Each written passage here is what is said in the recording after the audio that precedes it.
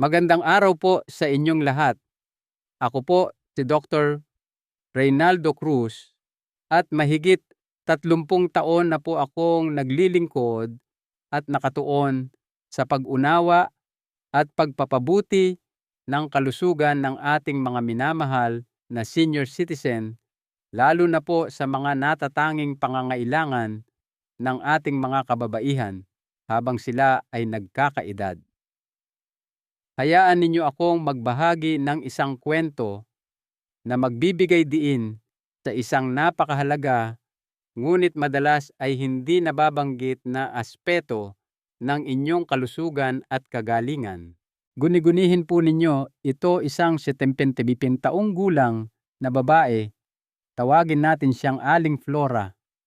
Siya po ay aktibo na namumuhay ng mag-isa, masayahin at puno ng buhay. Ngunit isang araw, natagpuan na lamang siyang walang malay sa kanyang banyo. Wala pong anumang panlabas na senyales ng pinsala, walang anumang babala mula sa kanyang katawan. Isang pribadong sandali lamang sa tiyak na maling pagkakataon na nagdulot ng napakalaking epekto sa kanya. Sa aking karanasan bilang doktor, personal ko pong nakita ang mga tila nakatagong panganib, kung paanong ang mga simpleng pang-araw-araw na gawain ay maaaring maging mapanganib paglampas ng edad na sisakan mo. Marahil narinig na ninyo na ang pagbibigay kasiyahan sa sarili ay normal at maaaring malusog pa nga na bahagi ng buhay. Para sa mga nakababatang kababaihan, madalas totoo po iyan. Ngunit paano kung sabihin ko sa inyo na may mga partikular na oras sa isang araw na maaaring gawing isa sa pinakamapanganib na bagay para sa puso-utak at balanse ng isang nakatatandang babae ang karaniwang pribadong gawaing ito. Karamihan po sa mga kababaihan ay hindi kailanman nababalaan tungkol dito. Ating tatalakayin ang 7 pinakamapanganib na oras sa isang araw para sa pagbibigay kasiyahan sa sarili pagkatapos ng edad na 60 batay sa mga konkretong panganib na pisyolohikal na may kaugnayan sa inyong presyo ng dugo, mga pagbabago sa hormone, kahit na pagkatapos ng menopause, antas ng hydration at ritmo ng puso. Mauunawaan ninyo kung bakit ang pagwawalang bahala sa payong ito ay maaaring humantong sa pagkahilo, sobrang puwersa sa inyong mga ugat, at maging sa mga pagkahulog na maaaring bumago ng inyong buhay. Higit sa lahat, magkakaroon kayo ng kalinawan at kontrol upang maprotektahan ang inyong lakas kasarinlan at pagiging malapit sa iba sa paraang gumagalang sa inyong edad sa halip na subukang baliwalain ang mga katotohanan nito. Sa madaling panahon, ibubunyag ko ang pinakamasamang oras sa maghapon para sa gawaing ito, paglampas ng 70, ang oras kung kailan tahimik na tumataas ang inyong panganib sa biglaang pagbaba ng presyon ng dugo at kung kailan kahit isang maling hakbang ay maaaring maglipat sa inyo mula sa kasiyahan patungo sa kapahamakan. Ngunit bago natin suriin ang 7 kritikal na oras na ito, kailangan ko pong magbahagi ng isang bagay mula sa aking puso dahil nasaksihan ko na ang napakaraming kahangahangang kababaihan na nagdusa ng hindi kinakailangan. Kung magkamali kayo sa tiyempo nito, ang mga kahihinatnan ay maaaring maging mapaminsala at ang halaga ay maaaring mas mataas kaysa sa inyong maiisip. Hayaan ninyong linawin ko ng husto. Ito po ay hindi lamang isang banayad na babala. Ito ay isang kritikal na hangganan. Ang patuloy na pagbibigay kasiyahan sa sarili sa mga maling oras pagkatapos ng edad na 60 ay maaaring mga hulugan na hindi na kayo magkakaroon ng pangalawang pagkakataon upang gumawa ng mas matalinong pagpili. Maaari kayong himatayin ng mag-isa sa inyong banyo, tumama ang inyong ulo sa malamig at matigas na sahig na walang sinumang malapit upang tumulong. Maaari kayong makaranas ng tahimik na aritmya sa puso, ang uri na maaaring mapanganib ng walang babala na mag-iiwan sa inyong pamilya na nagtataka kung ano ang nangyari. O marahil ang puwersa ay dahan-dahan, ngunit hindi na maibabalik na naiipon pinapahina ang inyong mga ugat nang paunti-unti binabawasan ang inyong koordinasyon at iniiwan kayong masyadong nahihilo upang umakyat ng hagdan o tumayo mula sa inyong paboritong upuan nang hindi nababahalang kumakapit sa gilid nito. Nakita ko na po ang lahat ng ito, mga babaeng nawalan ng kakayahang maglakad ng walang tulong dahil sa isang maling desisyon sa sandaling iyon. Mga babaeng nadulas na hulog at humarap sa mahaba at mahirap na paggaling. Mga babaeng inakala na ayos lang sila hanggang sa gabing nakaranas sila ng malubhang pangyayari. At narito ang bahagi na madalas nananatili sa dilim, hindi po ito mga hiwalay na insidente. Ito ay mga kalunos-lunos na karaniwang kwento. Ang tanging bihira ay ang bukas na pag-uusap tungkol sa mga ito. Maraming kababaihan ang masyadong nahihiya upang talakayin kung ano talaga ang nangyari. Madalas hindi nagtatanong ang mga doktor. Maaaring manatiling walang kamalay-malay ang mga pamilya. At kaya ang siklo ay maaaring magpatuloy tahimik na sinisira ang lakas kasarinlan at kung minsan ang mismong kagalingan ng mga kababaihan na naniniwalang sila ay kasing tatag pa rin ng dati. Ngunit mga minamahal kong ginang, ang inyong katawan pagkatapos ng edad 60 at 70 ay hindi na bumabalik sa dati ng kasing bilis. Ang isang sandali ng kasiyahan sa hindi angkop na oras ay maaaring mag-overload sa inyong nervous system, mag-trigger ng mapanganib na pagbaba ng presyon ng dugo, makagambala sa ritmo ng inyong puso o maging sanhi ng pagkawala ng malay sa loob lamang ng ilang segundo. At kung kayo ay nakatayo, kung kayo ay dehydrated, o kung kayo ay nag-iisa, ang isang sandaling iyon ay maaaring magkaroon ng seryosong mga epekto. Ito po ang posibleng kapalit. Hindi lamang kahihiyan o kaunting pagod, kundi ang inyong kalayaan, ang inyong balanse, ang inyong kaisipan, o maging ang inyong kaligtasan. Kaya kailangan nating pag-usapan ito ng mahalaga ngayon, hindi bukas, hindi kapag may nangyari ng hindi maganda. Ngayon mismo, habang may pagkakataon pa kayong protektahan ang inyong sarili. Dahil ang katotohanan, mayroong 7 pangunahing mapanganib na pagkakataon sa inyong pang-araw-araw na rutina. 7 yugto ng oras kung kailan ang inyong katawan ay nasa pinakamahina, pinakahindi matatag at pinakalantad sa ganitong uri ng stimulasyon. Hindi ninyo sila makikitang darating.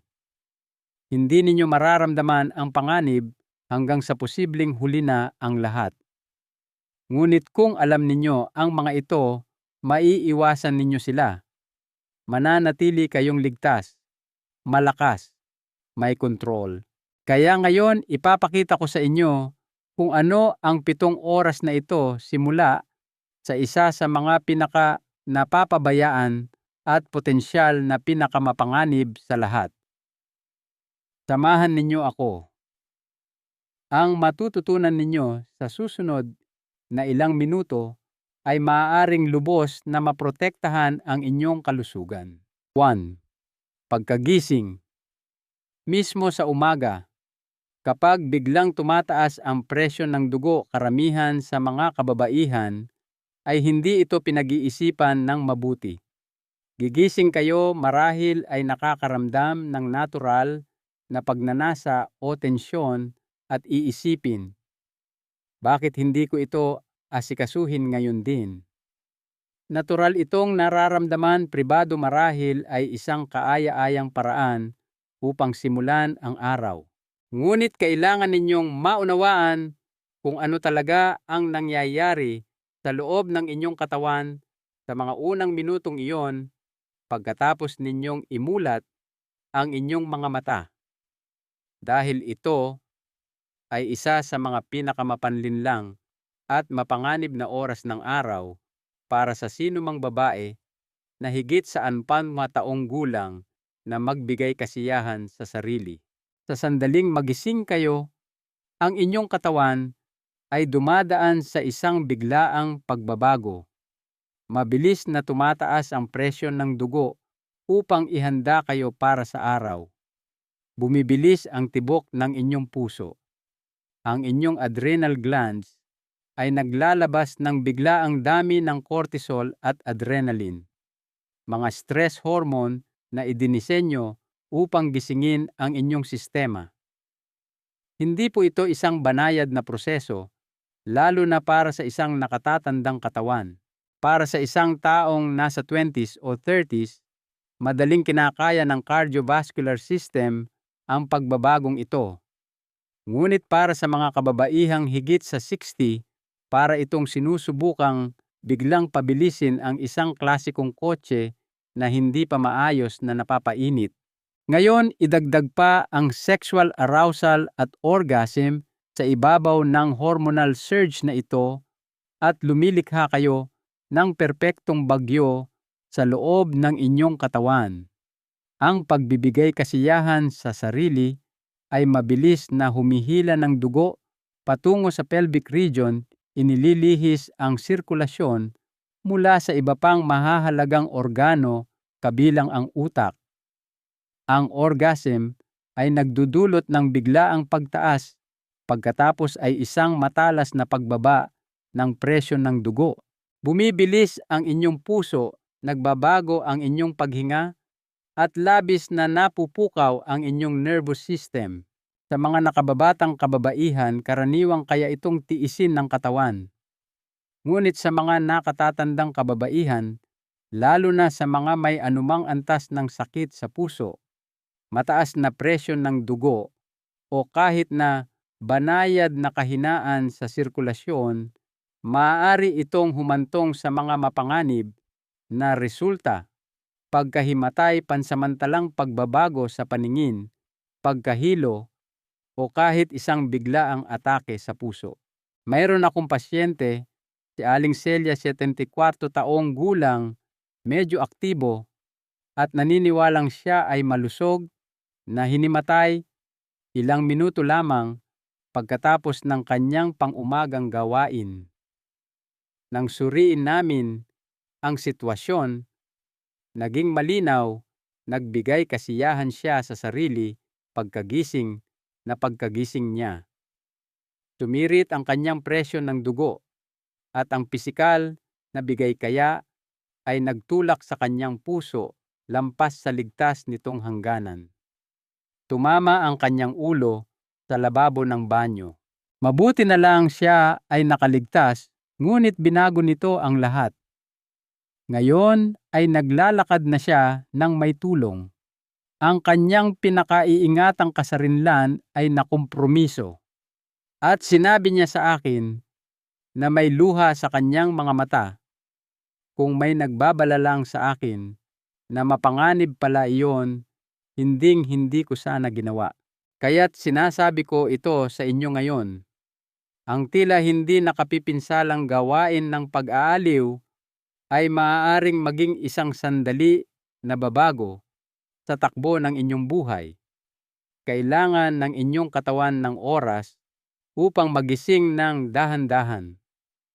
Kailangan nito ng hydration banayad na pagkilos oxygen, hindi labis na stimulasyon. At tiyak na hindi kapag ang inyong mga ugat ay nag-a-adjust pa lamang at ang inyong puso ay nagtatrabaho na ng higit kaysa sa nararapat. Kaya bago magpadala sa maagang pang-umagang iyon na pagnanasa, tanungin ang inyong sarili, sulit ba ang panandaliang kasiyahan sa posibleng kapalit? Ang inyong katawan ay mas matalino na ngayon, ngunit mas vulnerable rin. Ito ay hindi tungkol sa kahihiyan. Ito ay tungkol sa kaligtasan at kagalingan. Ngayon, kung sa tingin ninyo ay mapanganib na iyon, maghintay kayo hanggang sa marinig ninyo ang tungkol sa ibang oras ng araw. Isa na halos bawat senior na babae ay nararanasan ng hindi namamalayan ang nakatagong panganib. Pag-usapan natin ang mga panganib ng pagkapagod sa hapon. 2. Sa panahon ng pagkapagod sa hapon. Kapag pinakamababa ang inyong enerhiya, mayroong tahimik na panganib na nagkukubli sa kalagitnaan ng inyong araw. Hindi ito nagpapahayag ng sarili. Tumisingit ito nang hindi napapansin, nagbabalat kayo bilang pagod, pangangailangan na magpahinga, humiga o magdiskonekta. Para sa maraming nakatatandang kababaihan, ang oras na ito, karaniwang sa pagitan ng alas 2 at alas 4 ng hapon, ay kung kailan natural na bumabagal ang katawan. Sa panahon ng paghinana ito, maaaring maramdaman ninyo ang pagnanais para sa kaunting ginhawa, kaunting pagtakas. Maaaring isipin ninyo, nasa bahay ako, mag-isa ako, nararapat sa akin ang sandaling ito. At hindi kayo nagkakamali na maghanap ng kapayapaan o ginhawa. Ngunit nakita ko na ang yugto ng oras na ito na naging isang pagbabago sa mas maraming buhay kaysa sa mabilang ko. Narito ang katotohanang hindi alam ng karamihan sa mga kababaihan. Ang inyong katawan sa hapon ay lubhang vulnerable.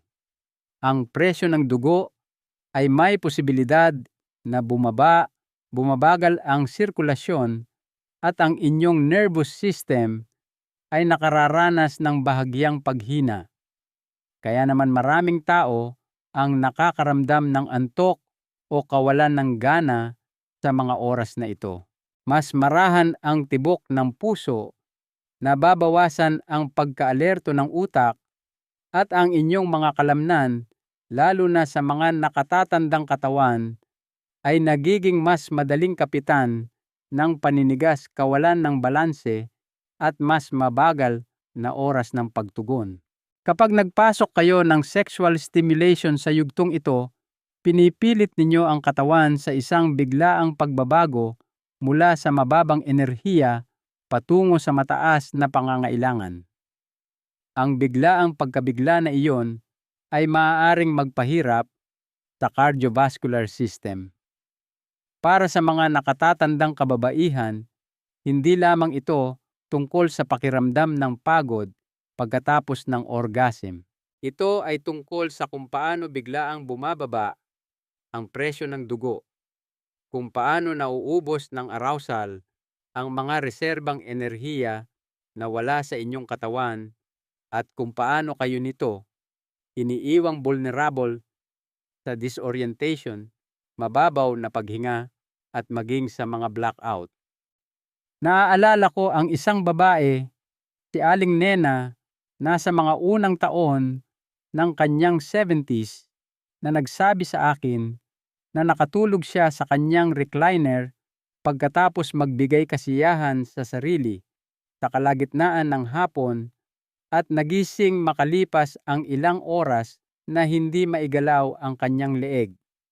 Binaliwala niya ito bilang paninigas lamang. Makalipas ang 2 araw, nasa ER siya at ginagamot para sa isang minor ischemic event.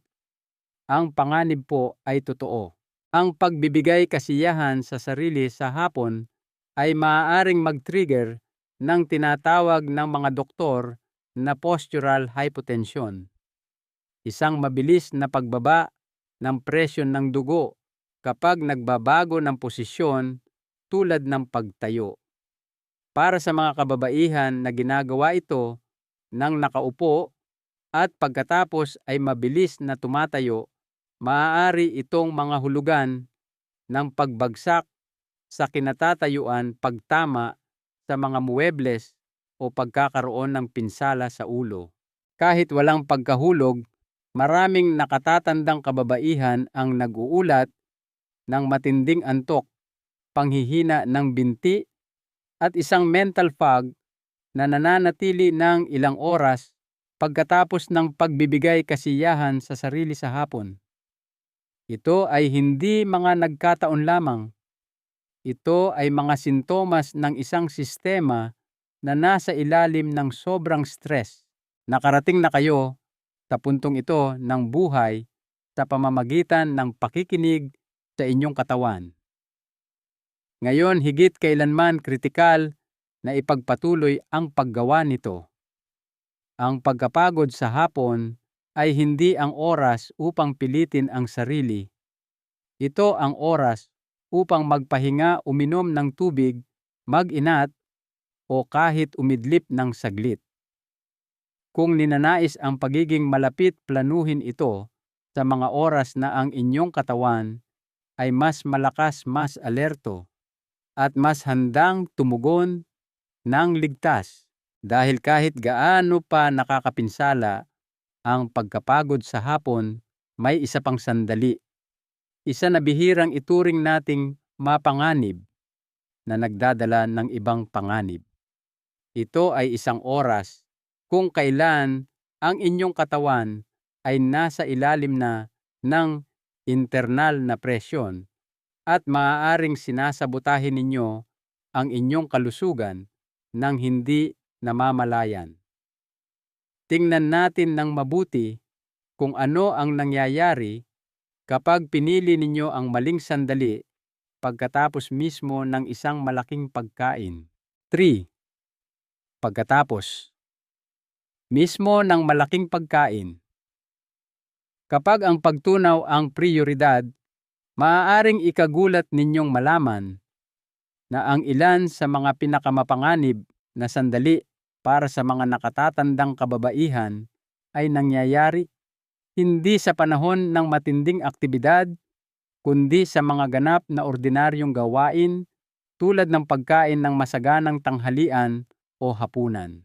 Tapos na kayong kumain, isinantabi ang inyong plato at marahil ay naramdaman ang pamilyar na alon ng kasiyahan, ang pangangailangan na sumandal, magpahinga, at hayaang humupa ang inyong katawan. Para sa ilang kababaihan, lalo na sa mga namumuhay ng mag-isa o may flexible na schedule, ang sandaling iyon ay nagiging pagkakataon para sa kaunting sariling pag-aaliw. Isang gantimpala, marahil isang pahinga, isang paraan upang dahan-dahang harapin ang natitirang bahagi ng araw o gabi.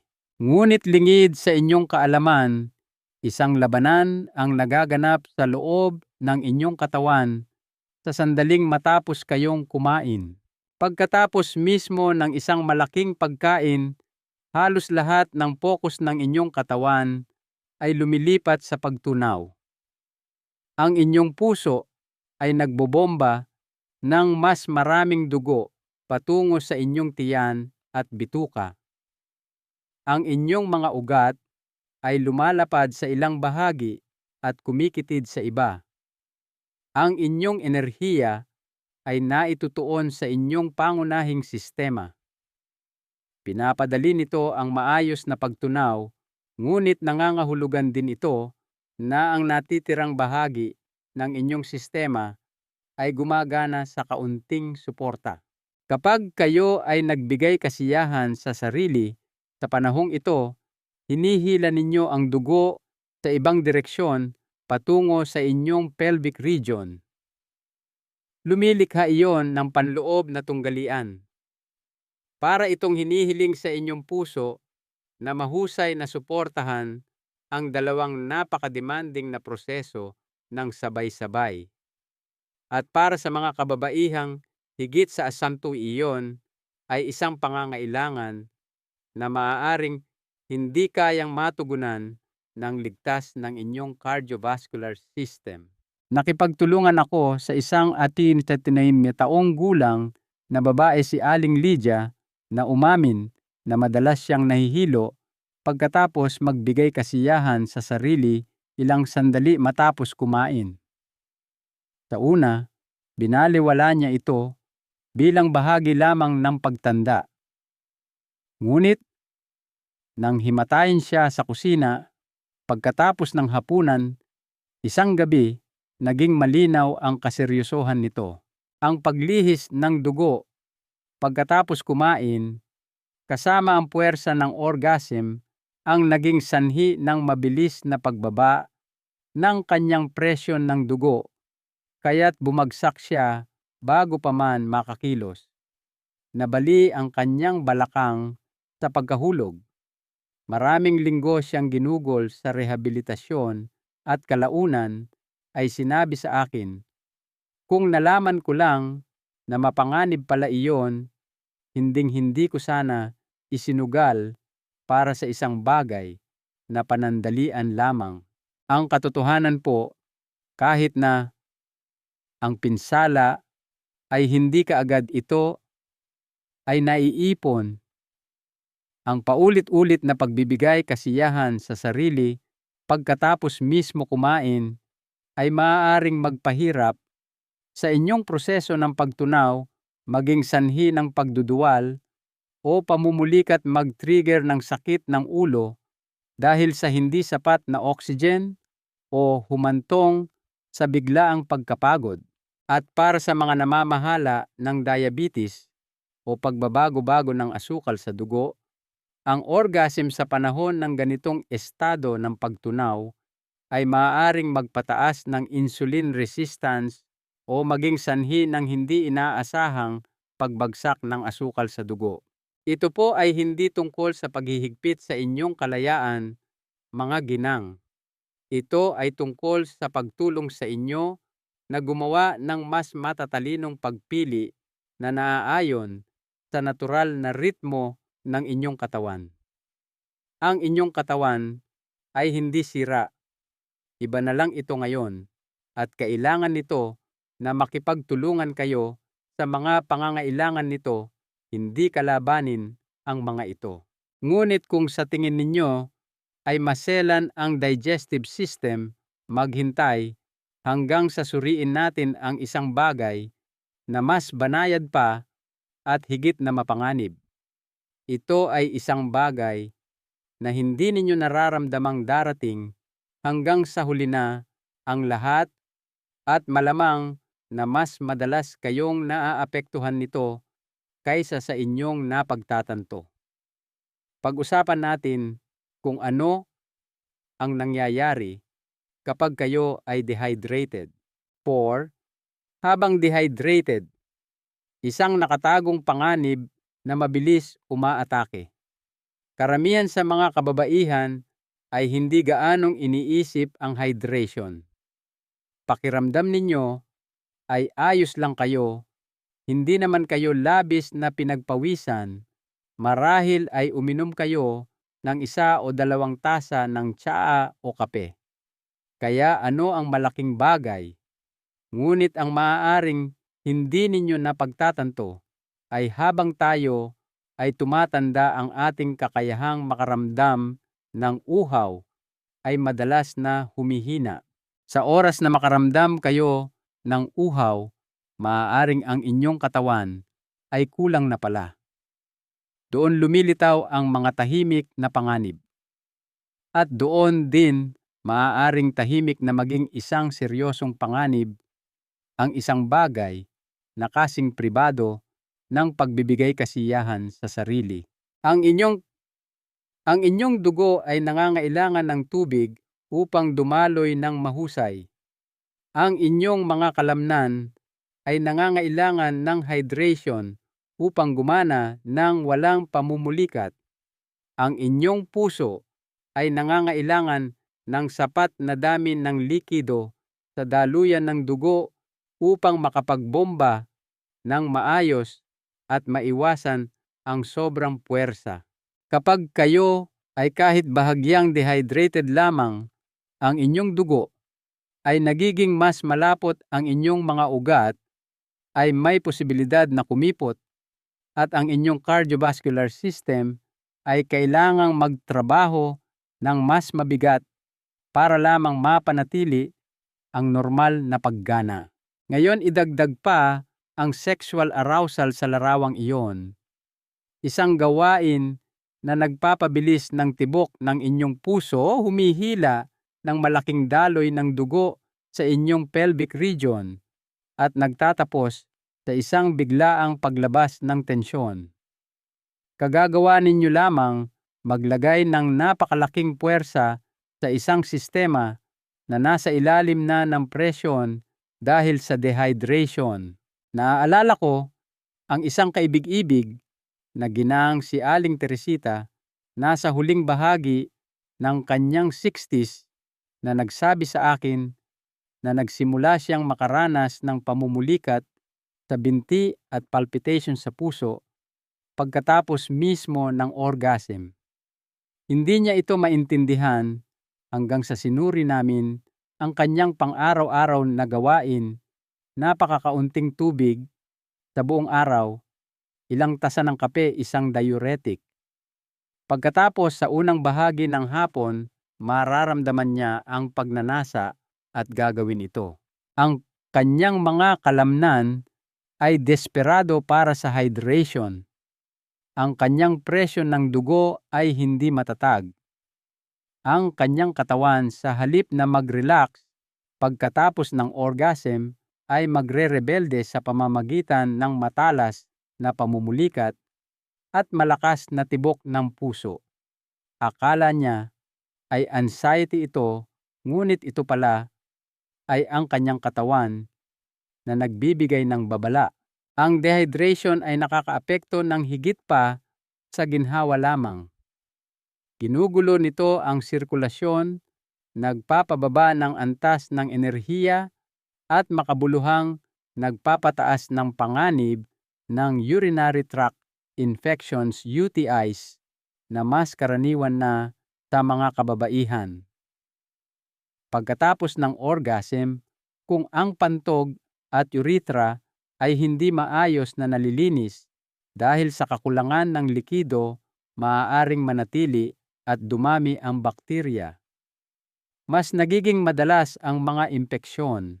Ang pakiramdam ng ginhawa ay napapares sa mahapding discomfort o mas mataas na pagnanasang umihi, kung minsan sa loob ng ilang oras. Maaari rin kayong makaranas ng pagkahilo o kahit pagkalito pagkatapos ng orgasm. Hindi lang iyan nasa isip ninyo. Iyan ay ang inyong utak na tumutugon sa nabawasang daloy ng dugong mayaman sa oxygen. Para sa mga senior na kababaihan, kahit ang panandaliang pagkalito ay maaaring humantong sa mga aksidente, pagkadulas o disorientation na mag-iiwan sa inyong nanginginig sa natitirang bahagi ng araw. Nais kong maunawaan ninyo, hindi ito tungkol sa paglilimita sa inyong kasiyahan. Ito ay tungkol sa pagprotekta sa inyong kapangyarihan. At ang hydration ay isa sa pinakanapapabayaang paraan upang gawin iyon. Kung nagpaplano kayong makisangkot sa sariling pag-intindi, uminom muna ng tubig. Bigyan ang inyong katawan ng lakas na kailangan nito upang maproseso ang karanasan ng ligtas. Ngunit habang ang dehydration ay isang nakatagong panganib, may isa pang sandali na mas mapanlinlang dahil pakiramdam nito ay ligtas. Pakiramdam nito ay nakaka-relax. At madalas itong nangyayari sa isang silid ng bahay kung saan ang mga aksidente ay maaaring maging pinakamapaminsala. Pag-usapan natin kung ano talaga ang nangyayari kapag kayo ay nagbigay kasiyahan sa sarili pagkatapos mismo maligo. 5. Pagkatapos mismo maligo, isang maling pakiramdam ng relaksasyon. Mayroong isang bagay na hindi maikakailang nakakakalma sa isang mainit na shower o paliligo. Pinaparelax nito ang inyong mga kalamnan, pinapakalma ang inyong mga ugat, at nag-aalok ng sandali ng kapayapaan sa isang potensyal na abala o malungkot na araw. Para sa maraming nakatatandang kababaihan, pakiramdam nila ito ang perpektong oras upang lubos na mag-relax, marahil kahit na magpakasawa sa isang sandali ng pribadong kasiyahan. Nauunawaan ko, pakiramdam nito ay ligtas tahimik personal. Ngunit ang nararamdaman ninyo sa labas ay hindi tumutugma sa nangyayari sa loob. At ang pagkakahiwalay na iyon ay maaaring magdulot sa inyo ng malaking halaga. Kita ninyo kapag lumabas kayo mula sa isang mainit na shower o paliligo, ang inyong katawan ay nasa ilalim pa rin ng impluwensya ng init.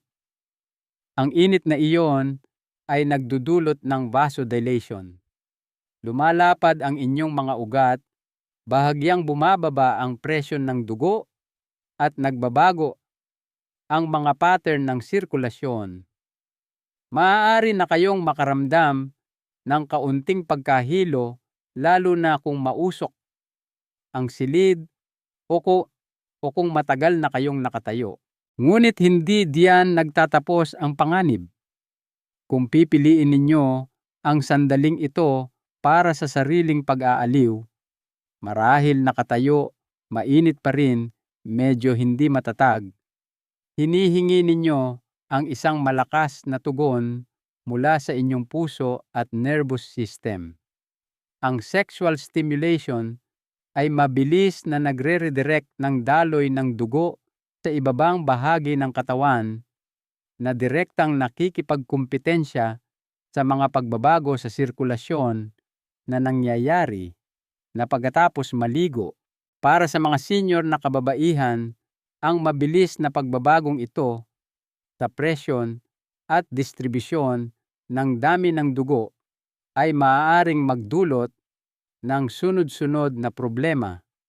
Pagkahilo mabilis o hindi regular na tibok ng puso, pagduduwal, bigla ang panghihina sa mga binti at kahit pagbagsak. At sa banyo, sa matigas na baldosa, malapit sa matutulis na sulok, madalas sa basang sahig, isang pagkahulog lang ang kailangan. Nakaupo na ako kasama ang mga pamilyang nawasak ng tila isang di sinasadyang aksidente. Isang ina na natagpuang walang malay sa lugar ng shower. Isang lola na nadulas na balian ng balakang at hindi makatawag ng tulong. Sa napakaraming pagkakataon, ang tunay na trigger, ang kombinasyon ng post-shower vasodilation at ang puwersa ng orgasm, ay nanatiling hindi nasasabi na kabaon sa ilalim ng katahimikan o kahihiyan. Ngunit umiiral ang pattern stimulasyon kasama ng kawalang tatag ay maaaring humantong sa trahedya. Kahit na ang resulta ay hindi malala, maaari pa rin itong makapinsala. Ang pakiramdam na hihimatayin pagkatapos ng orgasm, ang pangangailangang kumapit sa lababo para sa balanse, ang hirap sa paghinga, o ang panginginig habang nagpupunas, hindi iyan normal na pagtanda. Iyan ay ang inyong katawan na nagbababala. Hindi ngayon, hindi ganito. At kung babaliwalain ninyo ang boses na iyon, ang susunod na babala ay maaaring dumating kapag huli na upang tumugon. Madalas kong sinasabi sa aking mga pasyenteng babae, ang banyo sa pangkalahatan ay hindi isang ligtas na kanlungan para sa ganitong uri ng stimulasyon, lalo na pagkatapos mismo maligo. Hayaan munang lumamig ang inyong katawan. Umupo, uminom ng tubig, hayaang mag-normalize ang tibok ng inyong puso at presyon ng dugo bago gumawa ng anumang bagay na makabuluhang nagpapataas ng panloob na presyon at nagpapabago ng daloy ng dugo. Dahil ang tiempo ay tunay na lahat. At ang susunod na yugto ng oras ay isa na nagbabalat kayo sa likod ng isang bagay na kinakaharap nating lahat, ngunit iilan lamang ang lubos na nakauunawa. Hindi ito pisikal, ito ay emosyonal. At kapag nasa ilalim kayo ng impluwensya nito, kahit ang pinakamaliit na pagpili ay maaaring mauwi sa mga kahihinatnan na magpapahirap sa inyo ng mas matagal kaysa sa inaasahan. Pag-usapan natin kung ano ang nangyayari kapag kayo ay nagbigay kasiyahan sa sarili habang emosyonal na stress. 6. Sa panahon ng mataas na emosyonal na stress, kapag sobra na ang karga ng katawan, may mga pagkakataon sa buhay na ang bigat ng lahat ay parang napakalaki. Kalungkutan, pag-iisa, pagkabigo, pagkabalisa, pagsisisi. Maaari ninyo itong maramdaman ng pisikal sa inyong dibdib, sa inyong lalamunan, sa mapang-aping katahimikan ng isang silid. At kung minsan, sa mga vulnerableng sandaling ito, maaaring lumitaw ang pagnanasang maghanap ng ginhawa o paglaya sa pamamagitan ng sariling pag-aaliw. Ito ay isang natural na salpok, isang pagnanais para sa koneksyon kahit na sa sarili lamang. Ngunit ito rin ay isa sa mga pinakamapanganib na oras upang kumilos ayon sa pagnanasang iyon dahil ang inyong katawan ay hindi lamang pagod. Ito ay sobra na sa karga. Kapag nasa ilalim kayo ng ng malaking emosyonal na stress, ang inyong sympathetic nervous system, ang bahaging responsable para sa fight or flight na tugon, ay lubos na aktibo. Mataas ang antas ng cortisol. Mas mabilis ang tibok ng inyong puso. Kumikitid ang mga ugat. Maaaring mababaw ang inyong paghinga. Para bang ang inyong katawan ay patuloy na nakaalerto para sa panganib kahit na ang banta ay panloob o sitwasyonal. Kapag sinubukan ninyong ipakilala ang kasiyahan, isang bagay na ideal na nangangailangan ng relaksasyon, malusog na sirkulasyon at balanse sa hormon, sa stress na estadong ito, mahalagang nilalabanan ninyo ang inyong sariling pisyolohiya. Naaalala ko ang isang pasyente, si Aling Corazon, isang byuda nasa mga unang taon ng kanyang 70s na nagbahagi ng isang bagay na napaka-personal. Pagkatapos pumanaw ang kanyang asawa, nagsimula siyang umasa sa sariling pag-aaliw, hindi pangunahin para sa pisikal na kasiyahan, kundi bilang isang pagtakas. Umaasang makakatulong ito sa kanyang pagtulog, maibsan ang kalungkutan o pamanhidin ang pag-iisa. Ngunit sa bawat pagkakataong ginawa niya ito sa mga panahong ito ng matinding emosyonal na pagkabalisa, mas malala ang kanyang pakiramdam pagkatapos hindi lamang emosyonal kundi pisikal din. Nakaranas siya ng palpitations sa puso, hirap sa paghinga, at isang kakaiba, nakakabalisang panghihina na nag-iwan sa kanyang nanginginig. Natakot siyang nawawala na siya sa kanyang sarili. Sa katotohanan, ang kanyang katawan ay tumutugon lamang ng predictable sa sobrang pagpupuwersa habang nasa estado na ng mataas na alerto. Kita ninyo ang emotional na stress ay isa ng malaking pisikal na pasanin. Pinapataas nito ang presyon ng dugo, maaaring magpahina ng immune function at nakakasira ng kalinawan ng isip. Ang pagdaragdag ng mga pisyolohikal na pangangailangan ng sexual stimulation at orgasm sa stress na sistema na ito ay nanganganib na itulak ang timbangan sa mapanganib na teritoryo. Para sa mga nakatatandang kababaihan, ang resulta ay maaaring seryoso, mga ataking parang panik sa panahon o pagkatapos ng orgasm, malalim na post-orgasm depression, o pagkabalisa hirap sa paghinga o sa mas matitinding kaso, bigla ang kawalang tatag ng puso. Maaaring hindi ninyo maiugnay ang mga sintomas na ito sa mismong gawain, ngunit tinitiyak ko sa inyo ang ugnayan ay madalas na napakatotoo. Walang anumang masama sa pagnanais na bumuti muli ang pakiramdam o maghanap ng ginhawa. Ngunit ang tiyempo ay dapat sumuporta sa paggaling, hindi palalain ang sugat. Kapag nakakaramdam kayo ng galit, pagkabalisa, pagka-overwhelm, o malalim na kalungkutan, ang inyong katawan ay wala sa pinakamainam na estado upang maproseso ang kasiyahan ng ligtas. Sa mga sandaling iyon, ang malamang na pinakakailangan ninyo ay habag, banayad na pagkilos, sapat na hydration, pahinga, isang suportadong tawag sa telepono sa isang kaibigan o miyembro ng pamilya, panalangin o pagninilay-nilay. Anumang bagay na makakatulong na pakalmahin ang nervous system, hindi ito lalong puwersahin. At kapag nagawa na ninyo iyon, kapag bumagal na ang inyong paghinga at natagpuan ng inyong puso ang mas pantay na ritmo, saka marahil ang sariling pag-intindi ay maaaring maging isang bagay na nag-aalaga at ligtas sa halip na potensyal na mapanganib. Ngunit ngayon ay darating tayo sa isang oras ng araw na marami ang naniniwalang pinakaligtas para sa ganitong uri ng pribadong paglaya.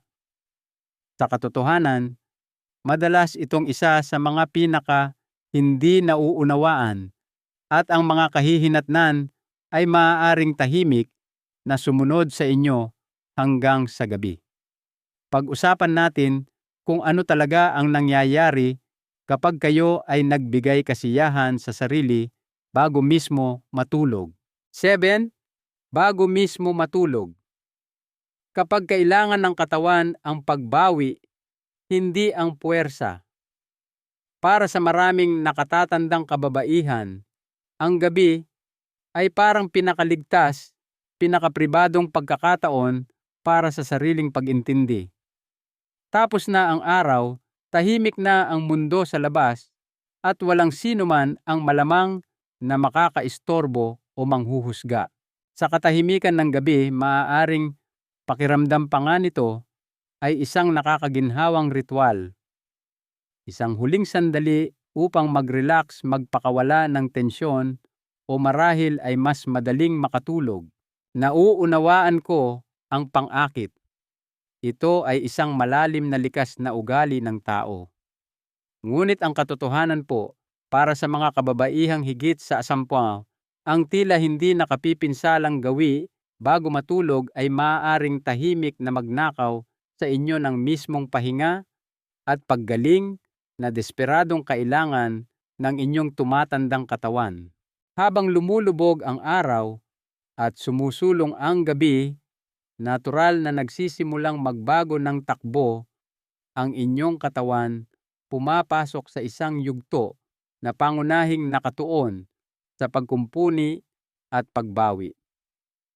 Bumabagal ang tibok ng inyong puso, karaniwang nagsisimulang bumaba ang inyong presyon ng dugo at bahagyang bumababa ang temperatura ng inyong pangunahing katawan. Ang Mga hormone na nagtataguyod ng relaksasyon at pagtulog tulad ng melatonin ay nagsisimulang tumaas habang ang mga stress hormone tulad ng cortisol ay unti-unting nawawala. Ang inyong nervous system ay naghahanda upang magpagaling at magpabata. Ngunit kapag ginambala ninyo ang maselan at natural na proseso ng pagpapahinga na iyon sa pamamagitan ng sexual arousal at orgasm, lumilikha kayo ng isang alon ng estimulasyon na maaaring hindi kayang harapin ng epektibo ng katawan sa oras na iyon. Pagkatapos ng orgasm, maaaring muling sumirit ang tibok ng puso. Pansamantalang kumikitid ang mga ugat. Para sa ilang kababaihan, lalo na sa mga nakakaranas ng sensitibidad sa pantog o banayad na problema sa ihi, ang orgasm sa gabi ay maaaring mag-trigger ng madalas na pagpunta sa banyo sa buong gabi na nakakagambala sa mga pattern ng pagtulog. Maaaring mas mabilis kayong makatulog sa simula dahil sa paglabas pagkatapos ng orgasm, ngunit ang kasunod na pagtulog ay madalas na mas magaan, mas pira-piraso. Maaari ninyong mapansin na ilang beses kayong nagigising pakiramdam ay hindi na pahinga nalilito o kahit iritable kinabukasan nang hindi naman ito kinakailangang iugnay sa gawain bago matulog. Isang pasyente si Aling Remedios, 71 taong gulang na nakipagtulungan ako ang nagsabi sa akin na ang kanyang mga gabi ay nagiging mas hindi mapakali. Madalas siyang nagigising upang umihi at pakiramdam niya ay hindi nakakapresko ang kanyang tulog. Inakala niyang ito ay dala lamang ng edad. Ngunit nang suriin namin ang kanyang rutina, natuklasan naming regular siyang nagbibigay kasiyahan sa sarili bago mismo subukang matulog. Nang ayusin niya ang tiyempo na nagpapahintulot ng hindi bababa sa 1 o 2 oras na pagpapahinga pagkatapos ng orgasm at bago matulog, nagsimulang bumuti ng malaki ang kanyang pagtulog. Sinabi niya sa akin na parang sa wakas ay nakakakuha na muli ng buong gabing pampanumbalik na pahinga ang kanyang katawan. Ang gawin na ito sa gabi ay nakakaapekto rin sa kakayahan ng katawan na lubusang mag-detoxify at mag-regenerate habang natutulog. Ang pagtulog ay mahalaga para sa mga proseso tulad ng pag-aalis ng mga dumi mula sa utak, pagkumpuni ng tissue at pag-reset ng immune system. Kung ang inyong sistema ay nasa estado pa rin ng mataas na stimulasyon mula sa gawaing sexual sa gabi, ang mga mahahalagang proseso ng pagpapagaling na ito ay maaaring maantala o mabawasan. Ang nagsisimula bilang isang maliit na abala, isang hindi magandang gabi ng pagtulog, ay madaling mauwi sa mga araw ng pagkapagod, hindi magandang balanse, malabong pag-iisip at nabawasang motibasyon. Hindi lamang kayo nawawalan ng tulog, potensyal na nawawalan din kayo ng lakas, kalinawan at kapayapaan ng isip. Ang layunin ay hindi alisin ang kasiyahan. Ito ay protektahan ang lugar nito sa loob ng isang katawan na nararapat sa wastong pangangalaga at tiyempo. Kaya sa halip na ang orgasm ang pinakahuling bagay na ginagawa ninyo bago ipikit ang inyong mga mata, isaalang-alang na gawin itong bahagi ng inyong rutina sa unang bahagi ng gabi. Maglaan ng sapat na oras pagkatapos upang ang inyong sistema ay humupa muling magbalanse at lubusang lumipat sa isang estado na handa para sa pahinga. Hayaan ang inyong katawan na dahan-dahang makatulog na may malinaw na senyales na oras na upang magpanumbalik hindi tumugon. Ngunit ngayong nakita na ninyo ang lahat ng 7 mapanganib na sandaling ito, maaaring nagtataka kayo, mayroon bang ligtas na oras? Ang sagot ay oo. Sa katunayan, mayroong bahagi ng araw kung kailan ang inyong katawan ay natural na mas nakaayon para sa katatagan, lakas at pagbawi. Iyan mismo ang ating susuriin sa susunod. Kaya kailan ang pinakaligtas na oras? Matapos talakayin ang mga babala, ang mga panganib, at ang mga nakatagong kapahamakan na nauugnay sa mga partikular na oras ng araw, natural lamang na magtanong, mayroon bang tunay na ligtas na oras para sa mga nakatatandang kababaihan na magbigay kasiyahan sa sarili? Ang sagot, salamat naman, ay oo. Ngunit hindi lamang ito tungkol sa pagpili ng sandali kung kailan kayo nagkataong nag-iisa o kung kailan tahimik ang bahay. Ito ay tungkol sa estratehikong pagpili ng oras kung kailan ang inyong katawan ay pisyolohikal na pinakamatatag, may sapat na enerhiya at hindi gaanong vulnerable sa biglaang pagbabago sa presyon ng dugo, tibok ng puso at aktibidad ng nervous system na kasama ng arousal at orgasm. Batay sa karaniwang circadian rhythms at mga pisyolohikal na pattern sa mga nakatatanda, ang pinakamainam na yugto ng oras para sa karamihan ng mga kababaihang higit sa 80 taong gulang ay kadalasang sa huling bahagi ng umaga, karaniwang sa pagitan ng mga alas 9 ng umaga hanggang alas 11 ng umaga. Bakit sa mga oras na iyon?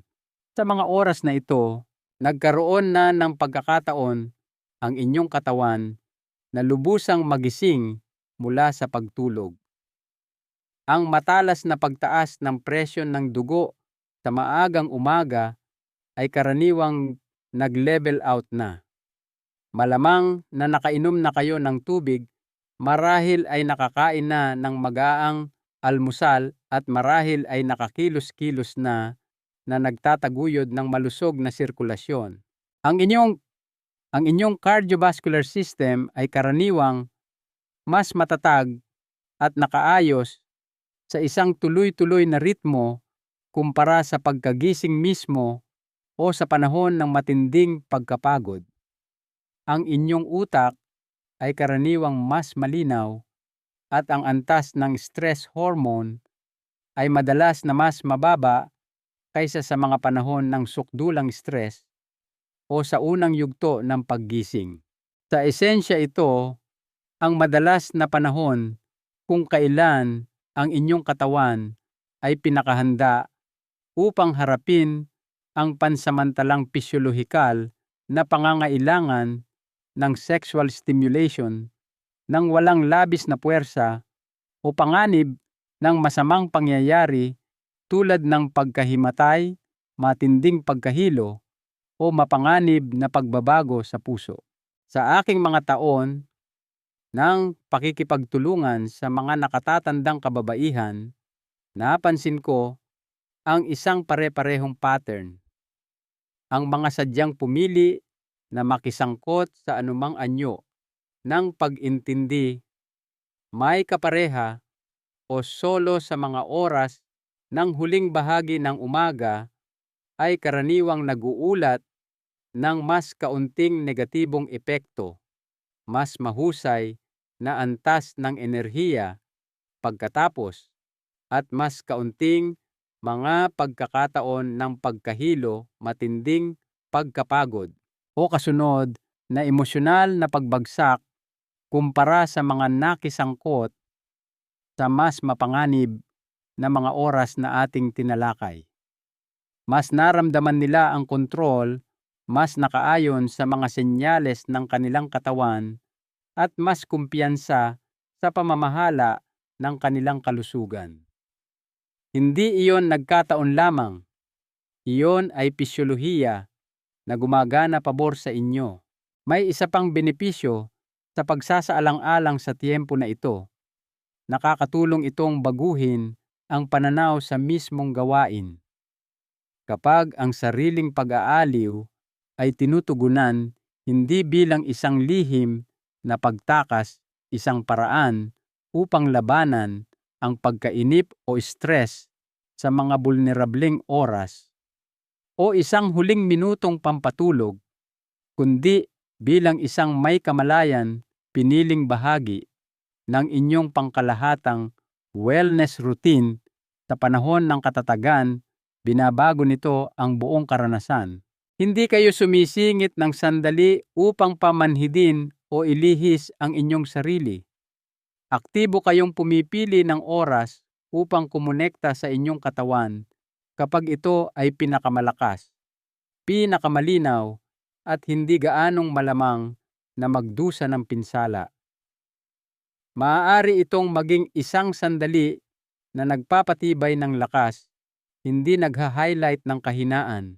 Isa sa aking mga pasyente, si Aling Divina, isang 79 taong gulang na retiradong guro, ay nagsabi sa akin na sinimulan niyang sadyang maglaan ng oras sa kalagitnaan ng umaga ilang beses sa isang linggo, hindi lamang para sa kasiyahan, kundi bilang isang paraan ng self-check-in.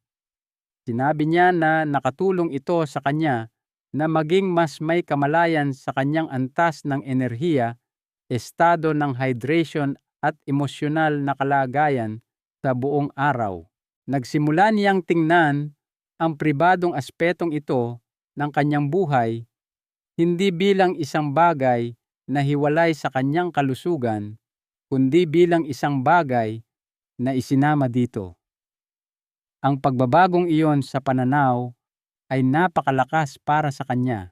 Kaya kung nagtataka kayo kung kailan ito pinakaligtas, kung kailan ito pisyolohikal na pinakamahusay na makisangkot sa natural na gawaing ito, ang pangkalahatang sagot ay direkta maghintay hanggang ang inyong katawan ay ganap nang dumating sa araw.